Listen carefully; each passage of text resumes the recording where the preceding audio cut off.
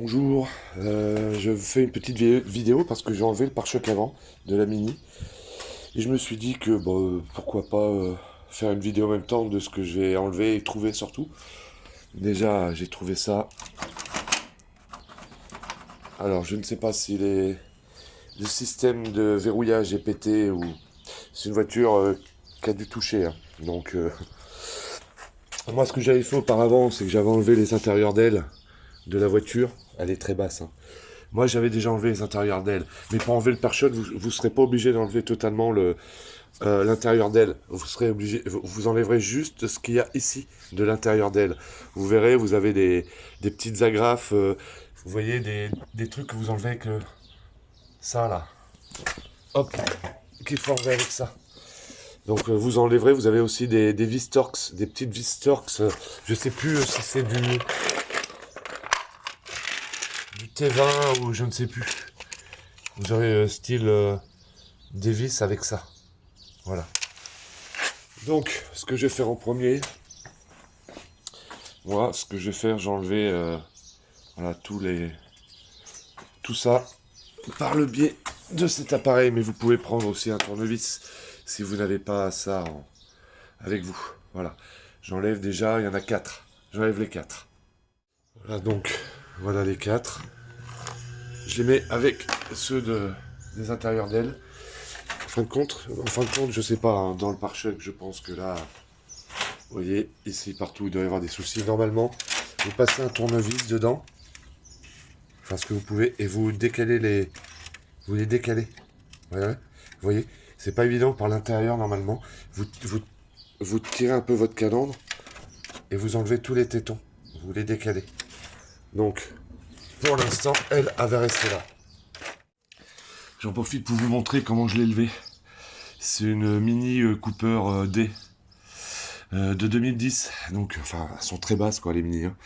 Donc j'ai commencé, ce que j'ai fait, j'ai levé ici là, vous voyez, le tampon qui est là, c'était fait pour ça, vous voyez, j'ai levé là au maximum et ça lève l'arrière en même temps, c'est raide, donc c'est rigide, donc voilà, donc j'ai mis d'abord ici la chandelle, ensuite j'ai rebaissé là, et en baissant là, étant donné que j'avais mis la chandelle là-bas, il me restait un petit peu de hauteur pour passer le cri.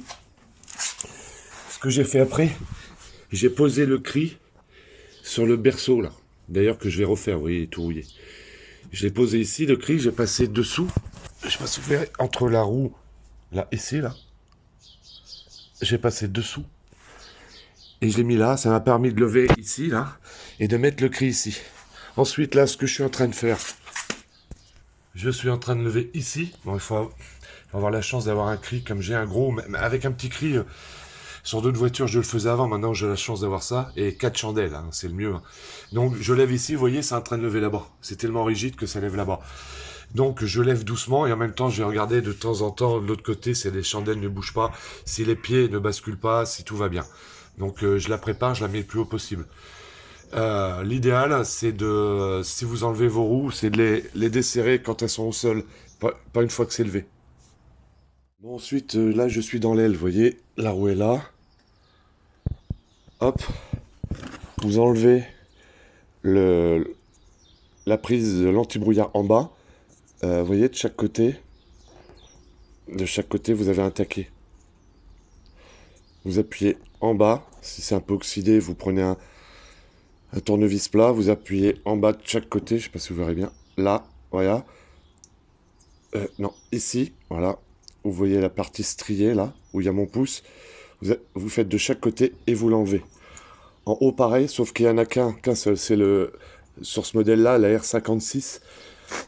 Diesel de 2010, c'est pour les veilleuses. Ouais, la veilleuse. Donc, pareil, vous appuyez au bout et vous le tirez. Je pense que là, ça va aller, mais je vois que ça, c'est sur le pare-choc. C'est tenu par le pare-choc, là. Donc, par acquis de conscience, j'enlevais celui-ci, même si c'est pour rien. Donc, vous enlevez cela. Voilà. Ensuite, vous avez deux petites agrafes. C'est ce qui tient l'élargisseur d'aile au spoiler bas du pare-choc. Et il y en a un autre qui est pris au pare-choc, regardez. Là, vous avez les klaxons. Vous en avez une là, ici. Et vous avez l'autre ici. C'est pareil, hein, c'est toujours avec, avec ça. Vous enlevez les deux. Ensuite, vous le déboîtez, l'élargisseur d'aile. Vous verrez, ça vient douce, ça vient tranquille, vous voyez. C'est une petite patte là, une petite patte là. Donc, vous le tirez un peu par là, tout en le sortant délicatement. Et sans forcer, vous verrez, ça vient bien. Voilà. Donc, vous faites pareil de l'autre côté. Ensuite, vous voyez, derrière l'élargisseur d'aile, vous avez la roue, le phare. Vous tirez un petit peu votre élargisseur d'aile. Et derrière, vous verrez, vous avez une vis. C'est du T20. Torx 20.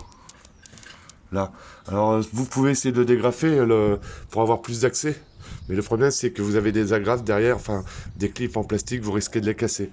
Moi, je préfère le soulever un petit peu, prendre mon petit cliquet, un embout T20 et de desserrer comme ça. Auparavant, j'ai mis un peu de dégrippant pour être sûr que ça vienne bien. C'est du plastique, bon, moins c'est sûr. Bon, après, j'enlève ces deux-là, je vais bien voir. Donc, celui-ci et celui de l'autre côté, c'est toujours du T, mais c'est du T25, c'est pas du T20. Avec du T25, du Torx 25. Ensuite, vous en avez deux autres en dessous. L'anti-brouillard, ça c'est côté conducteur, vous voyez. Hop, en dessous vous descendez, hop. Vous en avez aussi un autre là et un là-bas. Bah, l'autre là-bas, ça va être tout cassé. Je démonte tout pour tout refaire le pare-choc. Tout refaire. Les anti-brouillards qui sont morts. Ça a pris l'eau et tout. Donc vous en avez aussi deux là. Je vais mettre un petit peu de dégrippant aussi. Mais l'autre il tient rien. Donc juste celui-ci. Enfin, vous défaisez les deux. Ensuite, vous en avez quatre normalement. Un là, et normalement vous en avez deux autres là, mais vous avez vu l'état. Regardez par rapport à la calandre, c'est carrément en dessous, vous ne pourrez pas les louper. Donc ou avec ça, ou avec un tournevis, toujours pareil si vous n'avez pas. Oh, je voulais vous montrer, mais dès que j'ai enlevé les deux attaches dessous, j'ai juste retenu, il s'est posé direct. Donc voilà, pour le pare-choc, pour l'enlever. Donc je vous montrerai pas pour le remonter, hein, c'est exactement pareil en sens inverse. Moi j'ai pas mal de boulot. Faut que j'enlève toute la rouille là, que je traite tout ça, que je regarde le bout de nez de berceau là pour voir si c'est bon, si je peux le récupérer ou en prendre un autre, ou s'il faut que j'en prenne un autre, etc. etc. Alors voilà, donc bonne carrosserie. À plus tard, salut.